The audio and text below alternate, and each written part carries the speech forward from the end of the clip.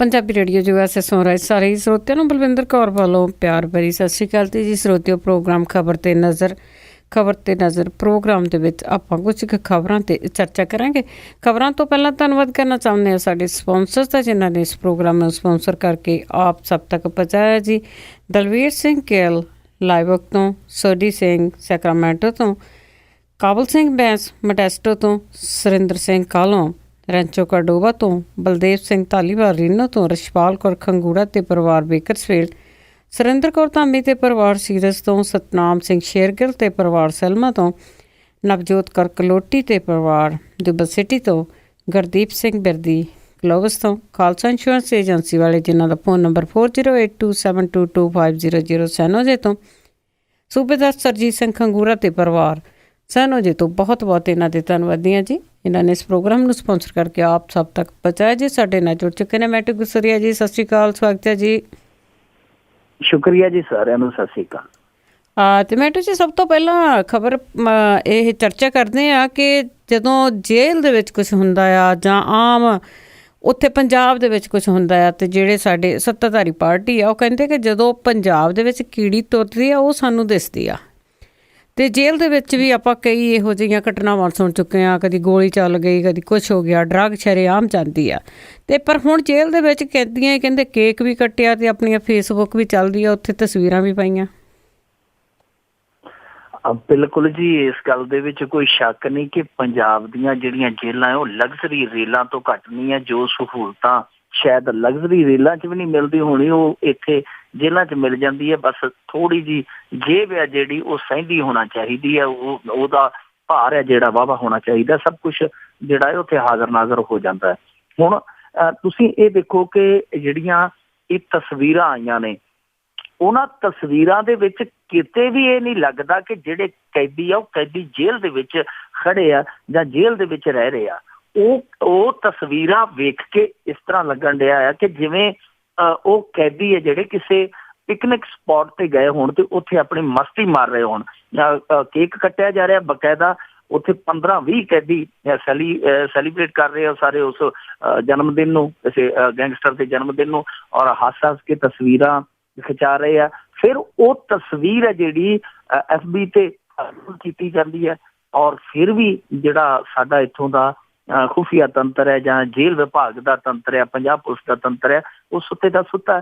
ਫਿਰ ਇਸ ਤੋਂ ਇਲਾਵਾ ਨਾਭਾ ਜੇਲ੍ਹ, ਜਿਹਨੂੰ ਮੈਕਸੀਮਮ ਸਿਕਿਉਰਿਟੀ ਜੇਲ੍ਹ ਕਹਿੰਦੇ ਆ, ਕਿ ਜਿਹੜੀ ਸਭ ਤੋਂ ਸੁਰੱਖਿਅਤ ਜੇਲ੍ਹ ਮੰਨੀ ਜਾਂਦੀ ਹੈ ਪੰਜਾਬ ਦੇ ਵਿੱਚ, ਉਹਦੇ ਚੋਂ ਜਿਹੜੇ ਪੰਜਾਬ ਦੇ ਜਿਨ੍ਹਾਂ ਨੇ ਸੁੱਖਾ ਕਾਹਲਵਾ ਮਾਰਿਆ ਸੀ, ਵਿੱਕੀ ਗੌਂਡਰ, ਗੁਰਪ੍ਰੀਤ ਸੇਖੋਂ, ਇਹ ਸਾਰੇ ਆਪਣੀ ਗਰੁੱਪ ਦੇ ਨਾਲ ਫੋਟੋ ਖਿਚਵਾ ਕੇ ਫੇਸਬੁੱਕ ਤੇ ਅਪਲੋਡ ਕਰਦੇ। ਹੁਣ ਦੇਖੋ, ਨਾਭਾ ਜੇਲ੍ਹ ਦੀ ਇਹ ਘਟਨਾ ਹੈ ਜਿੱਥੇ ਉਹ ਸਾਰੇ ਗਰੁੱਪ ਫੋਟੋ ਖਿਚਵਾ ਕੇ ਫੇਸਬੁੱਕ ਤੇ ਪਾ ਰਹੇ ਆ, ਤੇ ਦੂਜੇ ਪਾਸੇ ਜਿਹੜਾ ਫਰੀਦਕੋਟ, ਜਿਹਨੂੰ ਹੁਣ ਮਾਡਰਨ ਜੇਲ੍ਹ ਕਹਿੰਦੇ ਆ ਕਿ ਨਵੀਂ ਜੇਲ੍ਹ ਆ, ਆਧੁਨਿਕ ਜੇਲ੍ਹ ਆ, ਸਾਰਾ ਕੁਛ ਉੱਥੇ ਹੈ, ਤੇ ਉਹ ਉੱਥੇ ਜਨਮ ਦਿਨ ਮਨਾਇਆ ਜਾ ਰਿਹਾ। ਦੋਵੇਂ ਆਪਣੇ ਆਪ ਦੇ ਵਿੱਚ ਇਸ ਚੀਜ਼ ਨੂੰ ਉਜਾਗਰ ਕਰਦੀਆਂ, ਇਸ ਚੀਜ਼ ਤੇ ਮੋਹਰ ਲਾਉਂਦੀਆਂ ਕਿ ਉੱਥੇ ਜਿਹੜੇ ਕੈਦੀ ਆ, ਜਿਹੜੇ ਹਵਾਲਾਤੀ ਆ, ਜਿਹੜੇ ਬੰਦ ਆ ਜੇਲ੍ਹ ਦੇ ਵਿੱਚ ਨਜ਼ਰ ਬੰਦ ਆ, ਉਹ ਆਸਾਨੀ ਦੇ ਨਾਲ ਹਰੇਕ ਚੀਜ਼ ਮੰਗਾ ਰਹੇ ਆ। ਮੋਬਾਈਲ ਫੋਨ ਤੇ ਦੇਖੋ ਬੜਾ ਪੁਰਾਣਾ ਆ ਮੋਬਾਈਲ ਫੋਨਾਂ ਦਾ ਜੇਲ੍ਹ ਦੇ ਵਿੱਚ। ਇਹ ਮੋਬਾਈਲ ਫੋਨ ਲਗਭਗ 2002-03 ਦੇ ਵਿੱਚ ਹੀ ਪਹੁੰਚ ਗਏ ਸੀ। 2002-03 ਦੇ ਵਿੱਚ ਇਹ ਜਿਹੜੇ ਮੋਬਾਈਲ ਜਾਣ ਲੱਗ ਪਏ ਸੀਗੇ, ਪਰ ਅੱਜ ਬਾਵਜੂਦ ਇਸ ਤੇ 12-13 ਸਾਲ ਹੋ ਗਏ ਆ, ਪੰਜਾਬ ਦੇ ਵਿੱਚ ਇਹ ਜਿਹੜੀ ਆਮਦ ਹੈ ਮੋਬਾਈਲ ਫੋਨਾਂ ਦੀ ਉਹ ਨਹੀਂ ਰੁਕ ਰਹੀ। ਇਹ ਕਮਾਲ ਦੀ ਗੱਲ ਹੈ ਕਿ ਜੇ ਮੋਬਾਈਲ ਫੋਨ ਐਡਾ ਵੱਡਾ, ਜਿਹੜਾ ਘੱਟੋ ਘੱਟ 8-7 ਇੰਚ ਦਾ ਹੁੰਦਾ, 8-10 ਇੰਚ ਦਾ ਹੁੰਦਾ ਹੈ, ਜੇ ਉਹ ਨਹੀਂ ਲੱਭਿਆ ਜਾ ਰਿਹਾ, ਤੇ ਜਿਹੜੀ ਛੋਟੀ ਜਿਹੀ ਪੁੜੀ ਹੁੰਦੀ ਹੈ ਹੈਰੋਇਨ ਦੀ, ਉਹ ਫਿਰ ਕਿਵੇਂ ਰੋਕੀ ਜਾ ਸਕਦੀ ਹੈ? ਜੇ ਐਡਾ ਵੱਡਾ ਮੋਬਾਈਲ ਆਸਾਨੀ ਦੇ ਨਾਲ ਜੇਲ੍ਹ ਦੇ ਅੰਦਰ ਜਾਂਦਾ, ਵਿੱਚ ਚਾਰਜਰ ਵੀ ਹੁੰਦਾ, ਸਿਮ ਵੀ ਹੁੰਦਾ, ਸਾਰੇ ਉਹਦੇ ਜਿਹੜੇ ਯੰਤਰ ਹੁੰਦੇ ਆ ਉਹ ਲਿਜਾ ਕੇ ਆਸਾਨੀ ਦੇ ਨਾਲ ਅੰਦਰ ਚੱਲਦੇ ਆ, ਅਪਡੇਟ ਹੁੰਦੇ ਆ ਮੋਬਾਈਲ, ਤਾਂ ਫਿਰ ਛੋਟੀਆਂ ਕੁੜੀਆਂ ਵਿਕਦੀਆਂ ਨਸ਼ੇ ਦੀਆਂ ਜਾਂ ਅੰਦਰ ਜਾਂਦੀਆਂ, ਉਹਨਾਂ ਨੂੰ ਰੋਕਣਾ ਤਾਂ ਫਿਰ ਕਦੇ ਮੁਨਾਸਬ ਹੀ ਨਹੀਂ। ਹੁਣ ਕੁੜੀਆਂ ਨੂੰ ਛੱਡੋ, ਮੋਬਾਈਲਾਂ ਨੂੰ ਛੱਡੋ, ਇੱਥੇ ਅੰਦਰ ਪਿਸਤੌਲ ਚਲਾ ਗਿਆ ਸੀਗਾ ਜਿੱਥੇ ਗੈਂਗਵਾਰ ਹੋ ਗਈ ਸੀ ਅੰਦਰ ਬਠਿੰਡਾ ਜੇਲ੍ਹ ਦੇ ਵਿੱਚ। ਇਹ ਜਿਹੜੇ ਇਹ ਚੱਲ ਰਹੀ ਹੈ ਸੂਚਨਾ ਤਕਨਾਲੋਜੀ ਦੇ ਜਿਹੜੇ ਇਹ ਸਾਧਨ ਅੰਦਰ ਜਾ ਰਹੇ ਆ, ਇਹ ਬਹੁਤ ਖਤਰਨਾਕ ਆ। ਅਸਲ ਦੇ ਵਿੱਚ ਹੁਣ ਜਿਹੜੀਆਂ ਇਹ ਚੀਜ਼ਾਂ ਨੇ, ਇਹ ਇਹਨਾਂ ਲਈ ਹਥਿਆਰ ਦਾ ਕੰਮ ਕਰ ਰਹੀਆਂ ਨੇ ਜਿਹੜੇ ਅਪਰਾਧੀ ਹੈ। ਕਿਉਂਕਿ ਤੁਸੀਂ ਵੇਖੋ, ਜਿਸ ਦਿਨ ਵਿੱਕੀ ਗੌਂਡਰ ਫੜਿਆ ਜਾਂਦਾ, ਸੁੱਖਾ ਕਾਹਲਵਾਂ ਕਾਂਡ ਦਾ ਜਿਹੜਾ ਮੁੱਖ ਦੋਸ਼ੀ ਸੀਗਾ, ਫੜਿਆ ਜਾਂਦਾ ਹੈ, ਤਾਂ ਉਹਦੇ ਫੜਨ ਦੀ ਜਿਹੜੀ ਖਬਰ ਹੈ ਪੁਲਿਸ 24 ਦਸੰਬਰ ਨੂੰ ਛਾਇਆ ਕਰਵਾਉਂਦੀ, ਅਖਬਾਰਾਂ ਦੇ ਵਿੱਚ ਉਹਦੀ ਗ੍ਰਿਫਤਾਰੀ ਪਾਉਂਦੀ ਹੈ, ਜਦ ਕਿ ਉਹਦੇ ਸਾਥੀ 21 ਦਸੰਬਰ ਨੂੰ ਦੁਪਹਿਰੇ 11 ਵਜੇ ਹੀ ਦੱਸ ਦਿੰਦੇ ਆ ਕਿ ਸਾਡਾ ਸਾਥੀ ਫੜਿਆ ਗਿਆ, ਬਿਲਕੁਲ ਉਹ ਠੀਕ ਠਾਕ ਹੈ, ਪਰਵਾਹ ਨਾ ਕਰਿਓ। ਹੁਣ ਇਸੇ ਤਰ੍ਹਾਂ ਦੀ ਘਟਨਾ ਬਾਅਦ ਦੇ ਵਿੱਚ ਹੋਈ ਇਸੇ ਮਾਮਲੇ ਨੂੰ ਲੈ ਕੇ ਕਿ ਜਿਹੜੇ ਭੋਲੂ ਹੋਰੀ ਫੜੇ ਗਏ ਸੀ ਮੋਹਾਲੀ ਦੇ ਵਿੱਚ, ਤਸਕਰ ਮੋਹਾਲੀ ਪੁਲਿਸ ਨੇ ਫੜਿਆ, ਉਹਨਾਂ ਦੀ ਗ੍ਰਿਫਤਾਰੀ 5 ਜਨਵਰੀ ਨੂੰ ਪਾਈ ਗਈ ਪੁਲਿਸ ਵੱਲੋਂ, ਜਦ ਕਿ ਜਿਹੜੀ ਉਹਦੇ ਸਾਥੀਆਂ ਦੀ ਅਪਡੇਟ ਸੀ ਉਹ 31 ਦਸੰਬਰ ਨੂੰ ਹੀ ਹੋ ਗਈ ਕਿ ਸਾਡੇ ਜਿਹੜੇ ਫਲਾਣੇ ਸਾਥੀ ਹੈ ਫਲਾਣੀ ਪੁਲਿਸ ਵੱਲੋਂ ਫੜ ਲਏ ਗਏ। ਹੁਣ ਦੇਖੋ ਤੁਸੀਂ, ਜਦੋਂ ਅਪਡੇਟ ਪਹਿਲਾਂ ਆ ਗਈ ਹੈ ਤਾਂ ਸਾਰਿਆਂ ਨੂੰ ਪਤਾ ਲੱਗ ਜਾਂਦਾ ਕਿ ਉਹ ਜਿਹੜੇ ਫੜੇ ਹੁੰਦੇ ਆ ਰਾਸਤੀ, ਉਹ ਬਹੁਤ ਹੱਦ ਤੱਕ ਸੇਵ ਹੋ ਜਾਂਦੇ, ਸਿਕਿਉਰ ਹੋ ਜਾਂਦੇ ਆ, ਕਿਉਂਕਿ ਉਹਨਾਂ ਦੀ ਅਪਡੇਸ਼ਨ ਹੋ ਜਾਂਦੀ ਕਿ ਫਲਾਣੀ ਪੁਲਿਸ ਨੇ ਫਲਾਣੇ ਬੰਦੇ ਨੂੰ ਫੜ ਲਿਆ। ਸੋ ਉਹ ਜਿਹੜਾ ਹਥਿਆਰ ਪੁਲਿਸ ਨੇ ਵਰਤਣਾ ਸੀਗਾ, ਉਹ ਹਥਿਆਰ ਜਿਹੜੇ ਆ ਮੁਲਜ਼ਮ ਵਰਤ ਰਹੇ, ਇਹ ਕਮਾਲ ਦੀ ਗੱਲ ਹੈ। ਔਰ ਦੂਸਰੀ ਗੱਲ ਜਿਹੜੀ ਹੈ, ਸਭ ਤੋਂ ਜਿਹੜੀ ਇਹ ਸੋਚਣ ਵਾਲੀ ਗੱਲ ਹੁੰਦੀ ਹੈ, ਹਰੇਕ ਬੰਦਾ ਸਵਾਲ ਕਰਦਾ ਕਿ ਮੋਬਾਈਲ ਜਾਂਦੇ ਕਿਵੇਂ, ਕੈਦੀ ਕਿਵੇਂ ਲੈ ਜਾਂਦੇ ਆ, ਕਿਉਂਕਿ ਤਲਾਸ਼ੀ ਬੜੀ ਜਿਹੜੀ ਹੈ ਸਖਤ ਹੁੰਦੀ ਹੈ, ਸਿਕਿਉਰਿਟੀ ਬੜੀ ਟਾਈਟ ਹੈ ਜੇਲ੍ਹਾਂ ਦੇ ਵਿੱਚ। ਤਾਂ ਮੈਂ ਦੱਸਣਾ ਚਾਹਾਂਗਾ ਕਿ ਇਹ ਜਿਹੜੇ ਇੰਸਟਰੂਮੈਂਟ ਜਾਂਦੇ ਇਸ ਤਰ੍ਹਾਂ ਦੇ ਜੇਲ੍ਹਾਂ ਦੇ ਵਿੱਚ, ਇਹ ਜਾਂਦੇ ਨਹੀਂ ਹੈ, ਇਹ ਪਹੁੰਚਾਏ ਜਾਂਦੇ ਆ, ਜਾਂਦੇ ਨਹੀਂ ਹੈ। ਕੈਦੀ ਵੀ ਲਿਜਾ ਸਕਦੇ, ਕਿਉਂਕਿ 2-3 ਥਾਵਾਂ ਤੇ ਤਲਾਸ਼ੀ ਹੁੰਦੀ ਹੈ। ਹੁਣ ਤੇ ਬਹੁਤ ਕੁਛ ਆ ਜੇਲ੍ਹਾਂ ਦੇ ਵਿੱਚ, ਪੈਸਕੋ ਵਾਲੇ ਲਾਏ ਹੋਏ ਆ, ਸਿਕਿਉਰਿਟੀ ਗਾਰਡ, ਆਪਦੀ ਸੁਰੱਖਿਆ ਇਹਨਾਂ ਦੀ ਟਾਈਟ ਆ। ਇਹ ਜਿਹੜੇ ਪਹੁੰਚਾਏ ਜਾਂਦੇ ਆ, ਪਹੁੰਚਾਉਣ ਵਾਲੇ ਹੈ ਇਹਨਾਂ ਦੇ ਆਪਣੇ ਬੰਦੇ, ਜਿਹੜੇ ਅਗਾਹੇ ਵਗਾਹੇ ਰਾਤ ਬਰਾਤੇ ਜਿਹੜੇ ਆ, ਉਹ ਆਪਣਾ ਸਮਾਨ ਜੇਬ ਚ ਪਾ ਕੇ ਜਦੋਂ ਗਸ਼ਤ ਤੇ ਜਾਂਦੇ ਆ, ਮਿੱਠੀ ਜਗ੍ਹਾ ਤੇ ਫੜਾ ਆਉਂਦੇ, ਫਿਰ ਅੰਦਰ ਇਸ ਤਰੀਕੇ ਦੇ ਨਾਲ ਪਹੁੰਚਦੇ ਆ, ਤੇ ਫਿਰ ਅੰਦਰ ਜਦੋਂ ਚਲੇ ਜਾਂਦੇ ਆ, ਫਿਰ ਉੱਥੇ ਜਿਹੜੇ ਬੈਰਕ ਦਾ ਮਾਹੌਲ ਇਸ ਤਰ੍ਹਾਂ ਦਾ ਬਣ ਜਾਂਦਾ ਕਿ ਕੋਈ ਕੈਦੀ ਤਾਂ ਇੱਕ ਦੂਸਰੇ ਦੀ ਕਰਦਾ ਨਹੀਂ, ਕਿਉਂਕਿ ਸਾਰੇ ਫੇਸਬੁੱਕ ਚਲਾਉਂਦੇ ਜਾਂ ਘਰੇ ਗੱਲਾਂ ਕਰਦੇ, ਇੱਕ ਦੂਜੇ ਦੇ ਗਾਣੇ ਹੁੰਦੇ, ਉਹ ਤਾਂ ਕਿਸੇ ਦੀ ਇਨਫੋਰਮੇਸ਼ਨ ਲੀਕ ਨਹੀਂ ਕਰਦੇ। ਤੇ ਜਿਹੜੇ ਕੋਈ ਮਤਲਬ ਕਿ ਸ਼ੱਕੀ ਹੁੰਦੇ ਵੀ ਹੈ, ਉਹ ਉੱਥੇ ਜਿਹੜਾ ਕੋਈ ਅੰਦਰ ਵਾਰਡਨ ਹੁੰਦਾ, ਜਿਹੜਾ ਇੰਚਾਰਜ ਹੁੰਦਾ, ਉਹਨੂੰ ਲੱਸੀ ਪਾਣੀ ਲਾ ਕੇ ਆਪਦਾ ਕੰਮ ਚਲਾਈ ਜਾਂਦੇ ਆ। ਪਰ ਇਹ ਖਤਰਨਾਕ ਰੁਝਾਨ ਹੈ, ਕਿਉਂਕਿ ਜੇਲ੍ਹਾਂ ਦੇ ਵਿੱਚ ਬੈਠੇ ਜਿਹੜੇ ਇਹ ਗੈਂਗਸਟਰ ਨੇ, ਖਾਸ ਤੌਰ ਤੇ ਸਾਡੇ ਪੰਜਾਬੀ ਨੌਜਵਾਨ ਮੁੰਡੇ ਜਿਹੜੇ ਆ, ਇਹ ਉੱਥੋਂ ਹੀ ਆਪਰੇਟ ਕਰ ਰਹੇ ਆ, ਆਪਣੇ ਗੈਂਗ ਨੂੰ ਅੰਦਰੋਂ ਆਪਰੇਟ ਕਰ ਰਹੇ ਆ। ਇੱਥੋਂ ਤੱਕ ਕਿ ਹੁਣ ਤੇ ਜੇਲ੍ਹ ਦੇ ਵਿੱਚੋਂ ਜਿਹੜੀ ਹੈ ਸੁਪਾਰੀ ਲੈਣ ਦੀ ਵੀ ਖਬਰ ਆ ਗਈ ਸੀਗੀ ਕਿ ਬਠਿੰਡੇ ਜੇਲ੍ਹ ਦੇ ਵਿੱਚੋਂ ਇੱਕ ਗੈਂਗਸਟਰ ਨੇ ਸੁਪਾਰੀ ਮੰਗ ਲਈ ਸੀਗੀ, ਸੁਪਾਰੀ ਲੈ ਲਈ ਸੀ, ਤੇ ਬਾਅਦ ਦੇ ਵਿੱਚ ਫਿਰ ਇੱਕ ਉੱਥੋਂ ਹੀ ਮਾਮਲਾ ਆਇਆ ਕਿ ਉਹ ਉੱਥੇ ਫਰੌਤੀ ਮੰਗੀ ਗਈ। ਇੱਕ ਜੇਲ੍ਹ ਦੇ ਵਿੱਚੋਂ ਫੋਨ ਕਰਕੇ ਕਿਸੇ ਵਪਾਰੀ ਨੂੰ ਕਿਹਾ ਗਿਆ ਕਿ ਸਾਨੂੰ ਇੱਥੇ ਪੈਸੇ ਦੇ ਕੇ ਜਾ, ਨਹੀਂ ਤਾਂ ਗੋਲੀ ਮਾਰ ਦੇਣਗੇ। ਸੋ ਇਹ ਸਰਕਾਰ ਦੀ ਨਾਕਾਮੀ ਹੈ, ਜੇਲ੍ਹ ਵਿਭਾਗ ਦੀ ਨਾਕਾਮੀ ਹੈ ਕਿ ਇਹ ਚੀਜ਼ਾਂ ਰੁਕਣੀਆਂ ਚਾਹੀਦੀਆਂ, ਨਹੀਂ ਤਾਂ ਕਿਸੇ ਦਿਨ ਅੱਗੇ ਗੈਂਗਵਾਰ ਹੋਈ ਅੰਦਰ ਹੁਣ, ਨਹੀਂ ਤਾਂ ਕੋਈ ਇਹੋ ਜਿਹਾ ਧੂਮ ਧੜਕਾ ਹੋਏਗਾ ਕਿ ਇਹਨਾਂ ਤੋਂ ਮੁੜ ਕੇ ਸਾਂਭਿਆ ਨਹੀਂ ਜਾਣਾ। ਬਿਲਕੁਲ, ਜਿਹੜੀ ਇੱਕ ਬ੍ਰਾਂਚ ਆ ਸਾਈਬਰ ਕ੍ਰਾਈਮ ਦੀ, ਉਹ ਵੋਟਾਂ ਦੇ ਵੇਲੇ ਹੀ ਰੱਖੀ ਹੋਈ ਆ ਕਿ ਕਿਹੜਾ ਸਾਡੇ ਅਗੇਂਸਟ ਲਿਖਦਾ ਆ, ਇਸ ਕੰਮ ਲਈ ਨਹੀਂ ਵਰਤੀ ਜਾਂਦੀ ਜਿਸ ਲਈ ਵਰਤਣੀ ਚਾਹੀਦੀ ਆ। ਅਤੇ ਅੱਗੇ ਆਪਾਂ ਖਡੂਰ ਸਾਹਿਬ ਦੀਆਂ ਚੋਣਾਂ ਦੀ ਗੱਲ ਕਰੀਏ, ਜਿਸ ਦੇ ਵਿੱਚ ਆਪਾਂ ਸਭ ਨੂੰ ਪਤਾ ਹੈ ਕਿ ਆਮ ਆਦਮੀ ਪਾਰਟੀ ਨੇ ਹਿੱਸਾ ਨਹੀਂ ਲਿਆ, ਪਿੱਛੇ ਹਟ ਗਏ ਆ, ਕਾਂਗਰਸ ਵੀ ਪਿੱਛੇ ਹਟ ਗਈ ਆ, ਅਤੇ ਨਾਲ ਹੀ ਭਾਈ ਬਲਦੀਪ ਸਿੰਘ ਦੀ ਜਿਹੜੇ ਚੋਣ ਪੇਪਰ ਹੈ ਉਹ ਰੱਦ ਕਰ ਦਿੱਤੇ ਗਏ ਆ। ਅਤੇ ਹੁਣ ਖਡੂਰ ਸਾਹਿਬ ਤੋਂ ਉਮੀਦਵਾਰ ਸੁਮੇਲ ਸਿੱਧੂ ਨੇ ਦੋਸ਼ ਲਾਏ ਆ ਕਿ ਚੋਣ ਤੋਂ ਹਟ ਜਾਣ 'ਤੇ ਉਹਨਾਂ 'ਤੇ ਦਬਾਅ ਪਾਇਆ ਜਾ ਰਿਹਾ। ਡਾਕਟਰ ਸੁਮੇਲ ਸਿੰਘ ਸਿੱਧੂ ਨੇ ਕੱਲ੍ਹ ਪ੍ਰੈਸ ਕਾਨਫਰੰਸ ਕਰਕੇ ਇਹ ਜਿਹੜੇ ਇਲਜ਼ਾਮ ਲਾਏ ਆ, ਜਿਹੜੇ ਦੋਸ਼ ਲਾਏ ਆ, ਵਾਕਿਆ ਹੀ ਬੜੇ ਸੰਗੀਨ ਆ।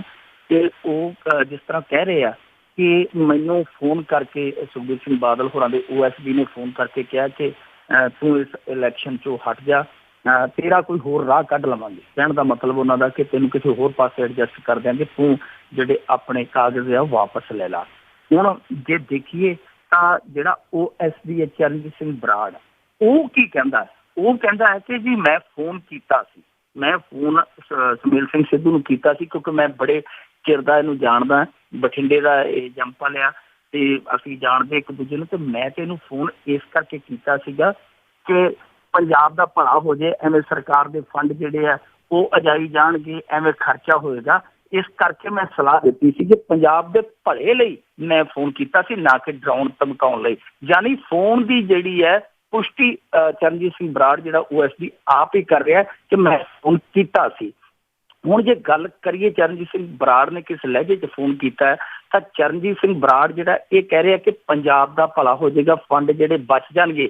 ਤਾਂ ਇਸ ਚਰਨਜੀਤ ਸਿੰਘ ਬਰਾੜ ਨੂੰ ਆਪਾਂ ਸਵਾਲ ਜੇ ਕਰੀਏ ਕਿ ਡਾਕਟਰ ਸੁਮੇਲ ਸਿੰਘ ਸਿੱਧੂ ਇਕੱਲਾ ਹੀ ਉਮੀਦਵਾਰ ਨਹੀਂ ਗਾ ਜਿਹੜਾ ਅਕਾਲੀ ਦਲ ਦੇ ਉੱਥੇ ਓਪੋਜ਼ਿਟ ਖੜਾ ਹੈ, ਉੱਥੇ 6-7 ਹੋਰ ਵੀ ਕਤਾਰ ਦੇ ਵਿੱਚ ਆ। ਤਾਂ ਜੇ ਸੁਮੇਲ ਸਿੰਘ ਸਿੱਧੂ ਹਟ ਜਾਣ ਦੇ ਨਾਲ ਕੀ ਚੋਣ ਰੁਕ ਜਾਏਗੀ? ਚੋਣ ਤਾਂ ਫੇਰ ਵੀ ਹੋਣੀ ਹੈ। ਚੋਣ ਦਾ ਜਿਹੜਾ ਖਰਚਾ ਉਹ ਤੇ ਹੋਣਾ ਹੀ ਹੋਣਾ ਹੈ।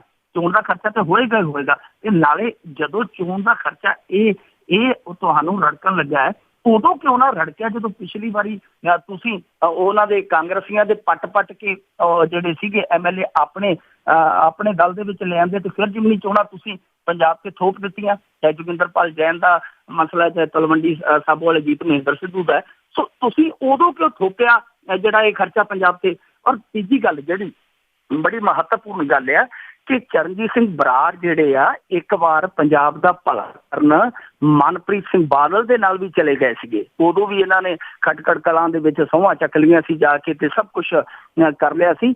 ਪਰ ਜਦੋਂ ਦੂਜੇ ਪਾਸਿਓਂ ਤਾਰਾਂ ਖੜਕੀਆਂ ਤੇ ਤੀਜੇ ਦਿਨ ਹੀ ਉੱਥੋਂ ਪੰਜਾਬ ਦਾ ਭਲਾ ਕਰਕੇ ਵਾਪਸ ਸੁਖਬੀਰ ਸਿੰਘ ਬਾਦਲ ਦੀ ਝੋਲੀ 'ਚ ਆ ਗਏ ਸਨ। ਇਹ ਇਹੋ ਜਿਹਾ ਭਲਾ ਕਰਦੇ, ਪਰ ਇਸ ਤਰ੍ਹਾਂ ਜਿਹੜਾ ਇੱਕ ਉਮੀਦਵਾਰ ਨੂੰ ਹੁਣ ਇਹ ਆਪ ਪ੍ਰਵਾਨ ਤਾਂ ਨਹੀਂ ਕਰ ਰਹੇ ਕਿ ਮੈਂ ਕਿਹਾ ਕਿ ਇਸ ਲਹਿਜੇ ਨਾਲ ਕਿਹਾ ਕਿ ਚੋਣ ਚੋਂ ਹਟ ਜਾਓ, ਨਹੀਂ ਤਾਂ ਆਏ ਕਰਾਂਗੇ ਉਹ ਕਰਾਂਗੇ। ਪਰ ਜੋ ਵੀ ਇਸ ਤਰ੍ਹਾਂ ਫੋਨ ਕਰਨਾ ਤੇ OSD ਦਾ ਇਸ ਤਰ੍ਹਾਂ ਫੋਨ ਕਰਨਾ ਕਿਸੇ ਉਮੀਦਵਾਰ ਨੂੰ ਬਹੁਤ ਗਲਤ ਹੈ। ਹਾਲਾਂਕਿ ਉਹਨਾਂ ਨੇ ਸ਼ਿਕਾਇਤ ਕਰ ਦਿੱਤੀ ਹੈ, ਸ਼ਾਇਦ ਚੋਣ ਅਧਿਕਾਰੀ ਹੈ ਜਿਹੜੇ ਉਹਨਾਂ ਕੋਲ ਸ਼ਿਕਾਇਤ ਕਰ ਦਿੱਤੀ ਹੈ। ਪਰ ਸਿੱਧੇ ਤੌਰ ਤੇ ਜੇ ਕਹੀਏ ਕਿ ਇਹ ਫੋਨ ਇਸ ਲਹਿਜੇ ਨਾਲ ਨਹੀਂ ਕੀਤਾ ਗਿਆ, ਕਿਉਂਕਿ ਜੇ ਪੰਜਾਬ ਬਚਾਉਣਾ ਹੈ ਤੇ ਪੰਜਾਬ ਬਚਾਉਣ ਲਈ ਬਹੁਤ ਕੰਮ ਹੋਰ ਕਰਨ ਵਾਲੇ ਆ। ਨਸ਼ਾ ਰੋਕਣ ਵਾਲਾ ਹੈ, ਬੇਰੁਜ਼ਗਾਰੀ ਖਤਮ ਕਰਨ ਵਾਲੀ ਹੈ, ਮਜ਼ਦੂਰ ਤਬਕਾ ਕਿਸਾਨ ਤਬਕਾ ਮਰ ਰਿਹਾ। ਉਧਰ ਨੂੰ ਮੂੰਹ ਕਰਨ ਜਿਹੜੇ ਉਮੀਦਵਾਰ ਮੈਦਾਨ 'ਚ ਚੋਣ ਐਲਾਨ ਹੋ ਚੁੱਕੀ ਆ, ਸਭ ਕੁਛ ਤੈਅ ਆ, ਉਹ ਉਧਰਲੇ ਪਾਸੇ ਜਾ ਕੇ ਪੰਜਾਬ ਬਚਾਉਣ ਦੀ ਗੱਲ ਕਰਨੀ ਬਿਲਕੁਲ ਬੇਵਕੂਫ ਬਣਾਉਣ ਵਾਲੀ ਗੱਲ ਆ। ਹੁਣ ਇਹ ਜਿਹੜਾ ਮਸਲਾ ਹੈ ਅੱਗੇ ਦੇਖਦੇ ਹਾਂ ਕੀ ਬਣਦਾ। ਪਰ ਕੁੱਲ ਮਿਲਾ ਕੇ ਜੇ ਕਹਿ ਲਈਏ ਕਿ ਅਕਾਲੀ ਦਲ ਹਾਲੇ ਵੀ ਖੁਦ ਨੂੰ ਸੁਰੱਖਿਅਤ ਮਹਿਸੂਸ ਨਹੀਂ ਕਰਦਾ ਪਿਆ ਖਡੂਰ ਸਾਹਿਬ ਤੋਂ, ਇਸ ਫੋਨ ਤੋਂ ਤੇ ਇਹੀ ਲੱਗਦਾ। ਬਿਲਕੁਲ ਜੀ, ਸਾਹਮਣੇ ਹੀ ਹੈ ਸਾਰਾ ਕੁਝ। ਤੇ ਅੱਗੇ ਆਪਾਂ ਇੱਕ ਗੱਲ ਕਰੀਏ ਬੱਸ ਦੀ, ਕਿ ਬਾਦਲਾਂ ਦੀ ਬੱਸ ਰੋਕਣ ਲਈ ਇੱਕ ਪੁਲਿਸ ਮੁਲਾਜ਼ਮ ਸੜਕ ਤੇ ਬੈਠਿਆ। ਵੈਸੇ ਬੱਸਾਂ ਰੁਕਦੀਆਂ ਨਹੀਂ ਜੀ, ਪਰ ਜਿਹੜਾ ਇਹ ਕਰਮਚਾਰੀ ਸੀਗਾ, ਟ੍ਰੈਫਿਕ ਕਰਮਚਾਰੀ ਸੀਗਾ, ਤਗੜਾ ਵਗਿਆ, ਬਹਾਦਰ ਵਗਿਆ ਕਿ ਇਹਨੇ ਰੋਕ ਲਈ ਬੱਸ। ਵੈਸੇ ਤੇ ਰੁਕਦੀ ਨਹੀਂ, ਚਾਹੇ ਮਾਸ ਦੇ ਚੀਥੜੇ ਵੀ ਨਾਲ ਟਾਇਰਾਂ ਦੇ ਲੱਗ ਜਾਣੇ, ਬੱਸਾਂ ਰੁਕਦੀਆਂ ਨਹੀਂ, ਕਿਉਂਕਿ ਇਹਨਾਂ ਬੱਸਾਂ ਦੀ ਸਪੀਡ ਹੈ ਜਿਹੜੀ ਉਹ ਬਹੁਤ ਸਿਆਸਤ ਦੇ ਐਕਸੀਲੇਟਰ ਦੇ ਨਾਲ ਜਿਹੜੀ ਆ ਬੜੀ ਤੇਜ਼ ਤਰਾਰ ਹੁੰਦੀ ਹੈ। ਇਹ ਘਟਨਾ ਜਿਹੜੀ ਇਹ ਹੈ ਰਾਮਪੁਰਾ ਫੂਲ ਆ, ਜਿਹੜਾ ਬਠਿੰਡੇ ਤੋਂ ਅਗਲਾ ਸ਼ਹਿਰ ਆਉਂਦਾ ਹੈ ਰਾਮਪੁਰਾ ਫੂਲ। ਜਦੋਂ ਬਠਿੰਡਾ ਤੋਂ ਚੰਡੀਗੜ੍ਹ ਜਾਂਦੇ ਆ ਤਾਂ ਉੱਥੇ ਫਾਟਕ ਆ, ਇੱਕ ਫਾਟਕ ਲੱਗਦਾ ਹਾਈਵੇ ਤੇ। ਜਦੋਂ ਫਾਟਕ ਲੱਗਦਾ ਫਿਰ ਬਹੁਤ ਲੰਬੀ ਲਾਈਨ ਲੱਗ ਜਾਂਦੀ ਹੈ ਦੋਵੇਂ ਪਾਸੇ ਵਾਹਨਾਂ ਦੀ, ਬਹੁਤ ਦੂਰ ਦੂਰ ਤੱਕ ਉਹ ਜਿਹੜਾ ਜਾਮ ਲੱਗ ਜਾਂਦਾ ਹੈ। ਤੇ ਅਕਸਰ ਦੇਖਿਆ ਜਾਂਦਾ ਇਸੇ ਜਦੋਂ ਫਾਟਕ ਤੇ ਇੱਦਾਂ ਦੀਆਂ ਸੱਤਾਧਾਰੀ ਜਿਹੜੇ ਟਰਾਂਸਪੋਰਟ ਹੈ ਉਹਨਾਂ ਦੀਆਂ ਬੱਸਾਂ ਆਉਂਦੀਆਂ ਤਾਂ ਉਹ ਇੱਕ ਵੱਖਰੀ ਲਾਈਨ ਬਣਾ ਕੇ, ਜਾਨੀ ਲਾਈਨ ਤੋੜ ਕੇ ਜਿਹੜੀ ਲਾਈਨ ਲੱਗੀ ਹੁੰਦੀ ਹੈ ਉਹ ਮੋਹਰੇ ਆ ਕੇ ਬ੍ਰੇਕਾਂ ਮਾਰ ਲੈਂਦੀਆਂ, ਫਾਟਕ ਦੇ ਬਿਲਕੁਲ ਆ ਕੇ ਖੜ ਜਾਂਦੀਆਂ। ਉਸ ਤੋਂ ਬਾਅਦ ਜਦੋਂ ਫਾਟਕ ਖੁੱਲ੍ਹਦਾ ਹੈ ਤਾਂ ਉਹ ਫਾਟਕ ਹੈ ਜਿਹੜਾ ਉਹਦੇ ਤੋਂ ਪਹਿਲਾਂ, ਸਭ ਤੋਂ ਪਹਿਲਾਂ ਉਹਨਾਂ ਨੂੰ ਟਪਾਇਆ ਜਾਂਦਾ ਹੈ। ਇਸ ਤਰ੍ਹਾਂ ਦੀ ਇੱਕ ਅੱਗੇ ਵੀ ਘਟਨਾ ਹੈ ਜਿਹੜੀ ਉਹ ਹੋਈ ਸੀਗੀ ਕਿ ਹਾਈ ਕੋਰਟ ਦਾ ਜੱਜ ਦੂਜੇ ਪਾਸੇ ਖੜਾ ਸੀ, ਹਾਈ ਕੋਰਟ ਦਾ ਜੱਜ ਦੂਜੇ ਪਾਸੇ ਖੜਾ ਸੀਗਾ, ਉਧਰ ਵੀ ਲਾਈਨ ਲੱਗੀ ਸੀ, ਉਧਰ ਵੀ ਲਾਈਨ ਲੱਗੀ ਸੀ। ਉਧਰੋਂ ਇਹ ਬੱਸ ਆ ਗਈ ਤੇ ਜਿਹੜੇ ਟ੍ਰੈਫਿਕ ਅਧਿਕਾਰੀ ਸੀਗੇ ਉਹਨਾਂ ਨੇ ਦੂਸਰੀ ਲਾਈਨ ਨੂੰ ਰੋਕ ਕੇ, ਜਿਹੜੀ ਲਾਈਨ ਸਹੀ ਲੱਗੀ ਸੀ, ਦੂਸਰੀ ਜਿਹੜੀ ਗਲਤ ਪਾਸੋਂ, ਉਸ ਬੱਸ ਨੂੰ ਦੋਵੇਂ ਪਾਸੇ ਰੋਕ ਕੇ ਕੱਢਿਆ ਗਿਆ। ਤੇ ਜਿਹੜਾ ਹਾਈ ਕੋਰਟ ਦਾ ਜੱਜ ਸੀਗਾ ਉਹ ਚੁੱਪ ਕਰਕੇ ਵਹਿੰਦਾ ਰਿਹਾ, ਕਿਉਂਕਿ ਉਸ ਹਾਈ ਕੋਰਟ ਦੇ ਜੱਜ ਦੀ ਪਤਨੀ ਜਿਹੜੀ ਹੈ ਬਾਅਦ ਦੇ ਵਿੱਚ MP ਵੀ ਬਣੀ ਇਸੇ ਪਾਰਟੀ ਵੱਲੋਂ ਜਿਨ੍ਹਾਂ ਦੀ ਬੱਸ ਆ। ਸੋ ਇਹ ਜਿਹੜੀ ਘਟਨਾ ਬੜੀ ਪ੍ਰਸਿੱਧ ਆ। ਤਾਂ ਉੱਥੇ ਹੀ ਇਸ ਤਰ੍ਹਾਂ ਦਾ ਇਹ ਨਜ਼ਾਰਾ ਵੇਖਣ ਨੂੰ ਆਮ ਮਿਲਦਾ ਹੈ। ਪਰ ਕੱਲ ਜਦੋਂ ਇਹ ਤੋੜੀ ਗਈ ਲਾਈਨ ਤਾਂ ਉਹ ਜਿਹੜਾ ਇੱਕ ਟ੍ਰੈਫਿਕ ਕਰਮਚਾਰੀ ਸੀਗਾ, ਸਿਪਾਹੀ ਸੀਗਾ, ਉਹਨੇ ਇਸ ਨੂੰ ਰੋਕਣ ਦੀ ਜ਼ਰੂਰਤ ਕਰ ਲਈ। ਡਰਾਈਵਰ ਨੇ ਫਿਰ ਵੀ ਨਹੀਂ ਰੋਕੀ ਤਾਂ ਉਹਨੂੰ ਲੱਗਿਆ ਕਿ ਰੋਕਣਗੇ ਨਹੀਂ, ਤਾਂ ਉਹ ਅੱਗੇ ਬੈਠ ਗਿਆ, ਬੱਸ ਦੇ ਬਿਲਕੁਲ ਵਿਚਾਲੇ ਜਾ ਕੇ ਬਹਿ ਗਿਆ। ਡਰਾਈਵਰ ਨੂੰ ਫਿਰ ਮਜਬੂਰ ਨੂੰ ਬੱਸ ਰੋਕਣੀ ਪਈ, ਟ੍ਰੈਫਿਕ ਅਧਿਕਾਰੀ ਨੇ ਬੱਸ ਰੁਕਵਾ ਲਈ। ਉਸ ਤੋਂ ਬਾਅਦ ਜਿਹੜਾ ਇਹ ਮਾਮਲਾ ਥੋੜਾ ਜਿਹਾ ਸੁਰਖੀਆਂ 'ਚ ਆਇਆ, ਕਿਸੇ ਨੇ ਵੀਡੀਓ ਬਣਾ ਕੇ ਸੋਸ਼ਲ ਸਾਈਟਾਂ ਤੇ ਪਾ ਦਿੱਤੀ। ਹਾਲਾਂਕਿ ਬਾਅਦ ਦੇ ਵਿੱਚ ਉਹ ਪੁਲਿਸ ਵਾਲੇ ਤੇ ਦਬਾਅ ਬਣਾਇਆ ਗਿਆ ਕਿ ਤੂੰ ਥੱਲੇ ਬੈਠਣ ਵਾਲੀ ਗੱਲ ਹੈ ਜਿਹੜੀ ਉਹ ਨਾ ਉਜਾਗਰ ਕਰ, ਪਰ ਉਹ ਜਿਹੜੀ ਗੱਲ ਵੀਡੀਓ ਨੇ ਸਾਰੀ ਉਹ ਗੱਲ ਸਾਫ਼ ਕਰ ਦਿੱਤੀ ਕਿ ਉਹ ਪੁਲਿਸ ਮੁਲਾਜ਼ਮ ਸੀਗਾ ਜਿਹੜਾ ਬੱਸ ਨੂੰ ਰੋਕਣ ਲਈ ਇੱਕ ਤਰ੍ਹਾਂ ਨਾਲ ਕਹਿ ਲਈਏ ਕਿ ਥੱਲੇ ਲੇਟ ਹੀ ਗਿਆ, ਹਾਲਾਂਕਿ ਥੱਲੇ ਲੰਮਾ ਹੀ ਗਿਆ ਪਰ ਥੱਲੇ ਬਹਿ ਗਿਆ ਚੌਂਕੜਾ ਮਾਰ ਕੇ ਕਿ ਮੇਰੇ ਉੱਤੋਂ ਦੀ ਲੰਘਾ ਲਓ। ਸੋ ਇਹ ਬੱਸ ਜਿਹੜੀ ਫਿਰ ਰੁਕੀ ਔਰ ਬਕਾਇਦਾ ਇਹ ਜਿਸ ਤਰ੍ਹਾਂ ਆਮ ਵਾਹਨ ਲੰਘਦੇ ਉੱਦਾਂ ਹੀ ਲੰਘੀ। ਡਰਾਈਵਰ ਨੂੰ ਉਹਨਾਂ ਨੇ ਟਰਾਂਸਪੋਰਟ ਦੇ ਮੈਨੇਜਰਾਂ ਨੇ ਮੁਅੱਤਲ ਕਰ ਦਿੱਤਾ ਹੈ। ਉਹ ਕਹਿੰਦੇ ਕਿ ਜੇਕਰ ਇਹਦੇ ਵਿੱਚ ਕੁਤਾਹੀ ਉਹਦੀ ਨਾ ਕੋਈ ਪਾਈ ਗਈ ਤੇ ਅਸੀਂ ਫਿਰ ਨੌਕਰੀ ਤੇ ਰੱਖ ਲਾਂਗੇ, ਪਰ ਹਾਲ ਦੀ ਘੜੀ ਉਹ ਫਰਜ਼ ਹੈ।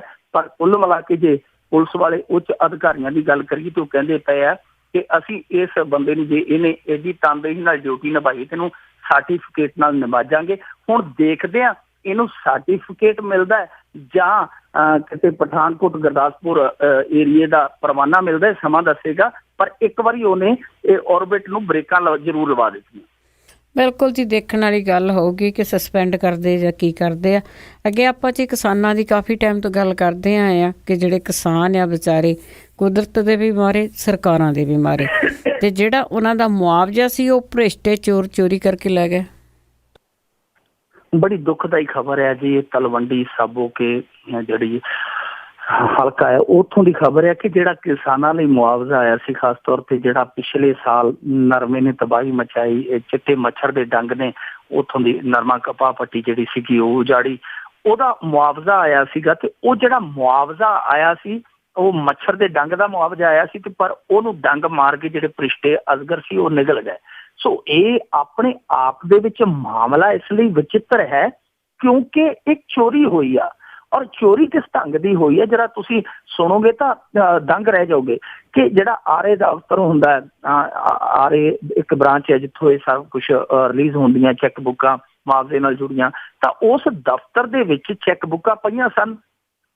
ਸਾਰੀਆਂ ਚੈੱਕ ਬੁੱਕਾਂ ਜਿਹੜੀਆਂ ਉਹ ਸਾਰੀਆਂ ਸੇਵ ਨੇ, ਸੁਰੱਖਿਅਤ ਨੇ, ਪਰ ਇੱਕ ਚੈੱਕ ਬੁੱਕ ਹੈ ਜਿਹੜੀ ਉਹ ਚੋਰੀ ਹੋ ਜਾਂਦੀ ਹੈ। ਉਹਦੇ ਵਿੱਚ ਆਰਏ ਦੇ ਸਾਈਨ ਆ, ਤਾਂ ਉਹ ਚੈੱਕ ਬੁੱਕ ਜਿਹੜੀ ਚੋਰੀ ਹੁੰਦੀ ਹੈ ਉਹਦੇ ਦੋ ਚੈੱਕ ਲਾ ਕੇ ਇੱਕ ਚੋਂ 1,67,000, ਇੱਕ ਚੋਂ 1,63,000 ਰੁਪਇਆ ਕੈਸ਼ ਵੀ ਹੋ ਜਾਂਦਾ ਹੈ। ਹੁਣ ਆਪਣੇ ਆਪ ਦੇ ਵਿੱਚ ਇਹ ਬੜਾ ਵੱਡਾ ਸਵਾਲ ਆ ਕਿ ਇਹ ਜਿਹੜੀ ਚੈੱਕ ਬੁੱਕ ਹੈ ਚੋਰੀ ਕਿਸ ਨੇ ਕੀਤੀ। ਦੂਜਾ ਇਹ ਕਿ ਜਦੋਂ ਦੂਜੀਆਂ ਚੈੱਕ ਬੁੱਕਾਂ ਤੇ ਸਾਈਨ ਨਹੀਂ ਹੋਏ ਤਾਂ ਇੱਕ ਤੇ ਚੈੱਕ ਬੁੱਕ ਤੇ ਸਾਰੀ ਤੇ ਸਾਈਨ ਕਿਉਂ ਹੋਏ, ਇਹ ਵੀ ਆਪਣੇ ਆਪ ਦੇ ਵਿੱਚ ਸਵਾਲ ਆ। ਤੇ ਤੀਜਾ ਇਹ ਕਿ ਇਸ ਤਰ੍ਹਾਂ ਜਿਹੜਾ ਇਸ ਤਰ੍ਹਾਂ ਦਾ ਮੁਆਵਜ਼ਾ ਹੁੰਦਾ, ਖਾਸ ਤੌਰ ਤੇ ਇੱਕ ਬੈਂਕ ਚੁਣਿਆ ਹੁੰਦਾ ਉਸ ਏਰੀਏ ਨਾਲ ਇਹਨਾਂ ਦਾ ਕੰਟਰੈਕਟ ਹੁੰਦਾ ਕਿ ਉਸ ਬੈਂਕ ਦੇ ਵਿੱਚੋਂ ਚੈੱਕ ਜਿਹੜੇ ਕੈਸ਼ ਹੁੰਦੇ ਆ, ਤਾਂ ਆਮ ਤੌਰ ਤੇ ਉਹ ਜਿਹੜੇ ਬੈਂਕ ਵਾਲੇ ਬੜੇ ਸਤਰਕ ਹੁੰਦੇ ਆ ਕਿ ਇਹਨਾਂ ਮਾਮਲਿਆਂ ਨੂੰ ਜਿਹੜੇ ਕੋਈ ਮਾੜੀ ਮੋਟੀ ਵੀ ਗਲਤੀ ਹੋਵੇ ਉਸ ਵੇਲੇ ਫੜ ਲੈਂਦੇ ਆ, ਕਿਉਂਕਿ ਉਹ ਰੋਜ਼ਮਰਰਾ ਦਾ ਬਣ ਜਾਂਦਾ। ਪਰ ਇੱਥੇ ਮੁਆਵਜ਼ੇ ਦੀ ਰਾਸ਼ੀ ਹੈ ਜਿਹੜੀ ਆਮ ਤੌਰ ਤੇ ਏਡਾ ਵੱਡਾ ਮੁਆਵਜ਼ਾ ਕਿਸੇ ਨੂੰ ਜਾਂਦਾ ਨਹੀਂ, ਪਰ ਫਿਰ ਵੀ ਉਹ ਜਿਹੜੇ ਇੰਨੇ ਵੱਡੇ ਪੱਧਰ ਤੇ ਪੈਸਾ ਕਢਾ ਕੇ ਲੈ ਗਏ, ਇਹ ਵੀ ਆਪਣੇ ਆਪ ਦੇ ਵਿੱਚ ਸਵਾਲ ਹੈ। ਹੁਣ ਜੇਕਰ ਆਪਾਂ ਥੋੜਾ ਜਿਹਾ ਇਸ ਨੂੰ ਖੰਗਾਲੀਏ ਤਾਂ ਇਹ ਬਹੁਤ ਛੋਟੀ ਜਿਹੀ ਗੱਲ ਹੈ ਕਿ ਇਹਨਾਂ ਨੂੰ ਫੜਿਆ ਜਾ ਸਕਦਾ ਜਿਨ੍ਹਾਂ ਨੇ ਕੰਮ ਕੀਤਾ, ਹੋਰ ਨਹੀਂ। ਜਿੱਥੋਂ ਜਿਹਨੇ ਕੈਸ਼ ਕਰਾਇਆ, ਜਿਹਦੇ ਖਾਤੇ 'ਚ ਇਹ ਕੈਸ਼ ਹੋਇਆ, ਤਾਂ ਉਹ ਜ਼ਰੂਰ ਲੱਭ ਸਕਦਾ। ਪਰ ਮਸਲਾ ਇੱਥੇ ਇਹ ਹੈ ਕਿ ਜਿਹੜੀ ਜਾਂਚ ਦੀ ਰਫ਼ਤਾਰ ਇਸ ਲਈ ਢਿੱਲੀ ਪੈਂਦੀ ਪਈ ਹੈ ਕਿਉਂਕਿ ਇਹਦੇ ਵਿੱਚ ਦੱਸਦੇ ਆ ਕਿ ਜਿਨ੍ਹਾਂ ਨੇ ਕਰਤੂਤ ਕੀਤੀ ਉਹਨਾਂ ਦੀ ਅਗਵਾਈ ਜਿਹੜੇ ਇੱਕ ਜ਼ਿਲ੍ਹਾ ਪੱਧਰ ਦਾ ਲੀਡਰ ਕਰਦਾ ਪਿਆ ਸੀ, ਆਗੂ ਕਰਦਾ ਪਿਆ ਸੀ। ਦੱਸਦੇ ਆ ਕਿ ਨੇੜਦਾ ਹੀ ਪਿੰਡ ਹੈ ਜਿੱਥੋਂ ਇਹ ਸਭ ਕੁਝ ਸਕੀਮ ਬਣੀ, ਜਿੱਥੋਂ ਇਹ ਸਭ ਕੁਝ ਕਹਾਣੀ ਸ਼ੁਰੂ ਹੋਈ। ਪਰ ਜੋ ਮਰਜ਼ੀ ਹੋਵੇ, ਜਿਹੜਾ ਮਰਜ਼ੀ ਗੁਨਾਹਗਾਰ ਆ, ਸਾਨੂੰ ਨਹੀਂ ਪਤਾ ਲੀਡਰ ਨੇ ਕਰਵਾਇਆ, ਸਾਨੂੰ ਨਹੀਂ ਪਤਾ ਭ੍ਰਿਸ਼ਟ ਅਧਿਕਾਰੀਆਂ ਨੇ ਕਰਵਾਇਆ, ਪਰ ਜਿਹਨੇ ਵੀ ਕਰਵਾਇਆ ਉਹ ਕੀਤਾ ਤੇ ਕਰਵਾਇਆ ਇਸ ਤਰ੍ਹਾਂ ਜਿਵੇਂ ਮੁਰਦਾਰ ਖਾਣਾ ਹੋਵੇ, ਮੁਰਦਿਆਂ ਨੂੰ ਜਿੱਦਾਂ ਕਿਸੇ ਨੇ ਖਾਧਾ ਹੋਵੇ। ਕਿਉਂਕਿ ਕਿਸਾਨ ਤੇ ਪਹਿਲਾਂ ਹੀ ਮਰਨ ਕਿਨਾਰੇ ਤੇ ਨੇ, ਮਰੇ ਹੋਏ ਨੇ। ਜੇ ਉਹਨਾਂ ਦੀਆਂ ਬੋਟੀਆਂ ਵੀ ਇਹ ਨਹੀਂ ਛੱਡਦੇ ਪਏ ਤਾਂ ਫਿਰ ਇਹਦਾ ਮਤਲਬ ਹੈ ਕਿ ਇਹਨਾਂ ਲਈ ਤਾਂ ਜਿਹੜਾ ਕਿਸੇ ਦਾ ਸਿਵਾ ਜਲਦਾ ਪਿਆ ਉਹ ਇਹਨਾਂ ਲਈ ਦੀਵਾਲੀ ਹੈ, ਕਿਉਂਕਿ ਕਿਸੇ ਦੀਆਂ ਬਰਬਾਦੀਆਂ ਤੇ ਇਹਨਾਂ ਦਾ ਤੋਰੀ ਫੁਲਕਾ ਚੱਲੀ ਜਾਂਦਾ।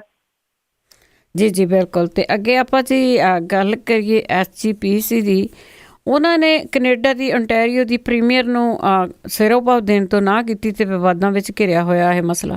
ਬਿਲਕੁਲ ਜੀ, ਇਹ ਸਾਰੀ ਜਿਹੜੀ ਫੇਰੀ ਸੀਗੀ ਕੈਨੇਡੀਅਨ ਦੇ ਉਹਨਾਂ ਦੇ ਜਿਹੜੇ ਇੱਕ ਤਰ੍ਹਾਂ ਨਾਲ ਕਹਿ ਲਈਏ ਮੁੱਖ ਮੰਤਰੀ ਹੋਏ ਆ ontario ਦੇ, ਉਹਨਾਂ ਦੀ ਜਿਹੜੀ ਫੇਰੀ ਸੀਗੀ ਉਹ ਸਾਰੀ ਉਹ ਵਿਵਾਦਾਂ 'ਚ ਘਿਰ ਗਈ ਕਿਉਂਕਿ SGPC ਨੇ ਪਹਿਲਾਂ ਹੀ ਐਲਾਨ ਕਰ ਦਿੱਤਾ ਕਿ ਅਸੀਂ ਸਿਰੋਂ ਭਾਵ ਨਹੀਂ ਦੇਵਾਂਗੇ ਇਹ ਬੀਬੀ ਨੂੰ। ਇਸ ਬੀਬੀ ਦਾ ਜਿਹੜਾ ਦੌਰਾ ਸੀਗਾ ਇਹ ਉਹ ਮੈਨੂੰ ਲੱਗਦਾ ਕਿ ਅੱਜ ਤੋਂ ਸ਼ੁਰੂ ਹੋਣ ਜਾ ਰਿਹਾ ਕੈਥਲੀਨ ਵੀਨੀ ਜਿਹੜੀ ਮੁੱਖ ਮੰਤਰੀ ਓਨਟਾਰੀਓ ਸੂਬੇ ਦੀ, ਉਹਦਾ ਦੌਰਾ ਹੈ, ਸ਼ਾਇਦ 10 ਰੋਜ਼ ਦਾ ਦੌਰਾ ਹੈ ਭਾਰਤ ਦਾ।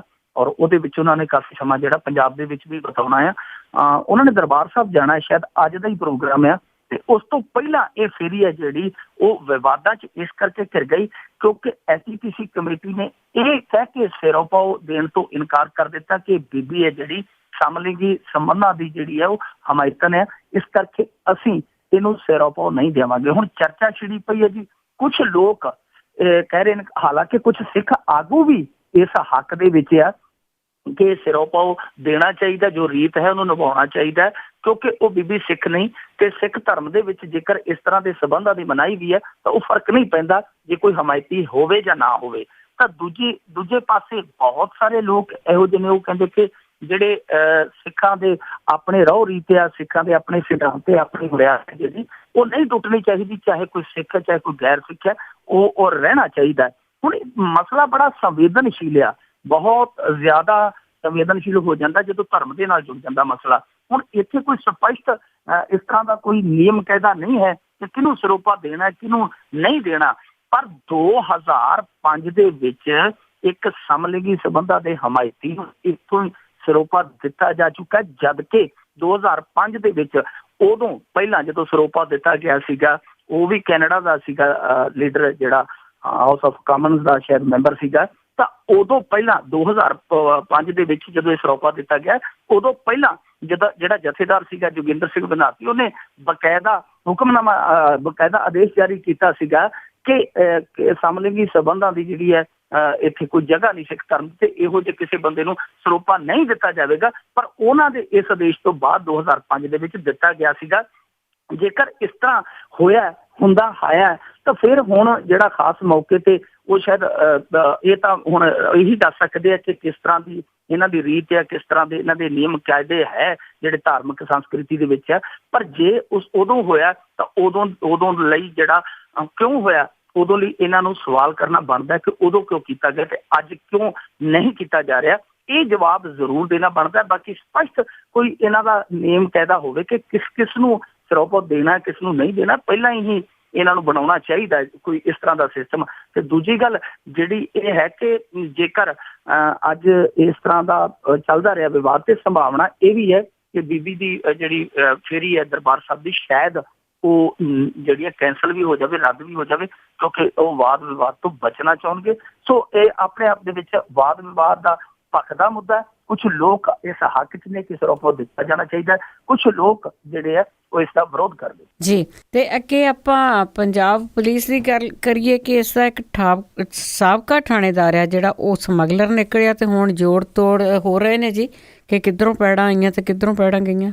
ਹਾਂ ਦੇਖੋ, ਪਹਿਲਾਂ BSF ਵਾਲੇ ਨਿਕਲੇ, ਫਿਰ SP ਤੇ ਗਾਜ ਡਿੱਗੀ, ਹੁਣ ਪੰਜਾਬ ਪੁਲਿਸ ਤੇ ਆ ਗਈ ਗੱਲ ਕਿ ਪੰਜਾਬ ਪੁਲਿਸ ਦਾ ਇੱਕ ਸਾਬਕਾ ਥਾਣੇਦਾਰ ਜਿਹੜਾ ਭਗੌੜਾ ਸੀਗਾ ਉਹ ਫੜਿਆ ਗਿਆ। ਔਰ ਕਾਫੀ ਦੇਰ ਪਹਿਲਾਂ ਹੀ ਉਹਦੇ ਤੇ ਮੁਕੱਦਮਾ ਦਰਜ ਸੀ 23 ਕਿਲੋ ਹੈਰੋਇਨ ਦਾ, ਔਰ ਉਸ ਮਾਮਲੇ 'ਚ ਇਹ ਭਗੌੜਾ ਸੀ, ਭੱਜਿਆ ਹੋਇਆ ਸੀ ਤੇ ਕੱਲ ਅਜਨਾਲਾ ਪੁਲਿਸ ਨੇ ਇਹਨੂੰ ਫੜ ਲਿਆ। ਹੁਣ ਜੋ ਖੁਲਾਸੇ ਹੋਏ ਨੇ ਉਹ ਵੀ ਬੜੇ ਸੁੰਨ ਕਰ ਦੇਣ ਵਾਲੇ ਆ।